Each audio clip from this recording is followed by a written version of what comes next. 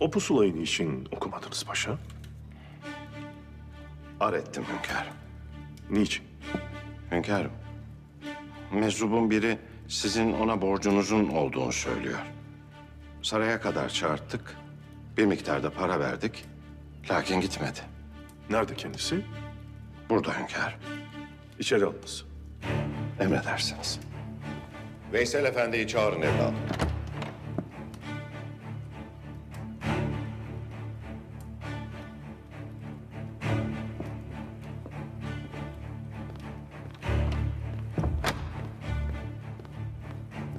Buyur efendi, anlat derdini.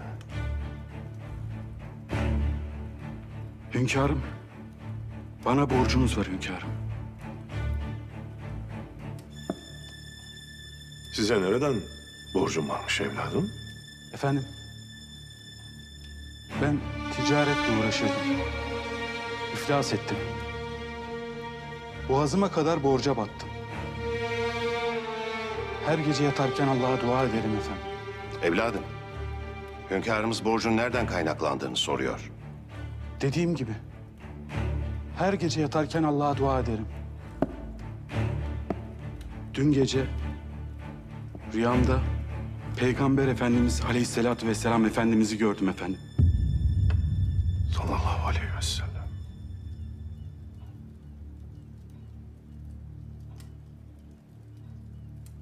Bana dedi ki, Hamidimize söyle, her gece getirdiği salat, selam ve zikri dün gece getirmeyi unuttu.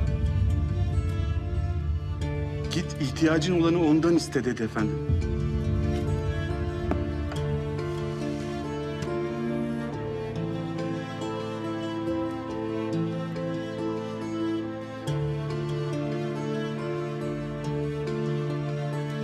Ne dedi, ne dedi? Hamidimiz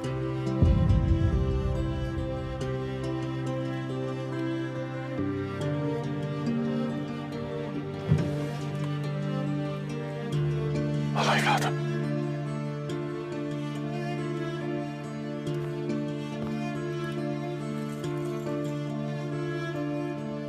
Ne dedi, bir daha söyler misiniz?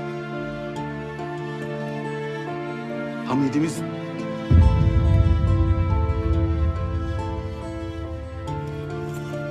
Al evladım.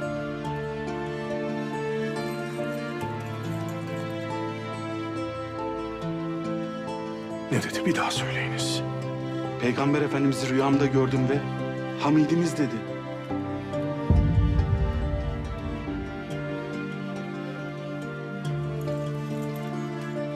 Al.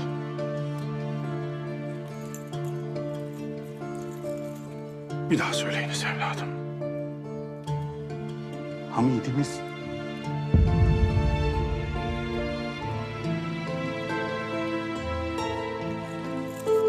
Al evladım. Evladım, aldıklarınız yetmedi mi? yetti paşam. Borçlarımı hemen ödeyeceğim.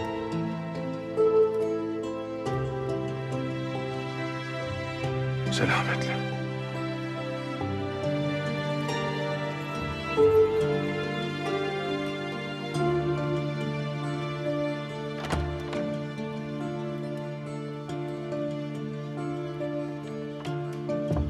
Hünkârım. Neredeyse üzerinizde ne varsa alacaktı.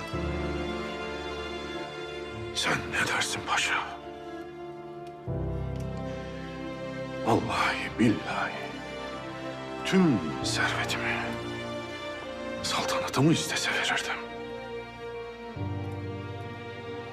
Dün gece çalışıyorduk paşa. Masamın üzerinde uykuya kalmışız. Salavatı unutmuşuz. Halt ettik paşa.